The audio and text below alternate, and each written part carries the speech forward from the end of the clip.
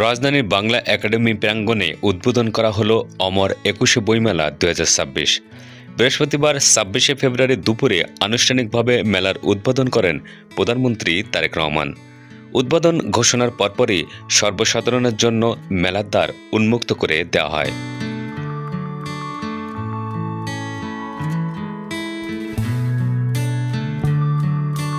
এবারের বইমেলার প্রতিপাদ্য নির্ধারণ করা হয়েছে বহুমাত্রিক বাংলাদেশ।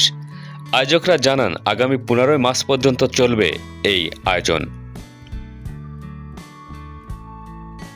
ছুটির দিন ছাড়া প্রতিদিন বেলা ২টা থেকে রাত ৯টা পর্যন্ত এবং ছুটির দিনে সকাল ১১টা থেকে রাত ৯টা পর্যন্ত খোলা থাকবে মেলা প্রাঙ্গণ।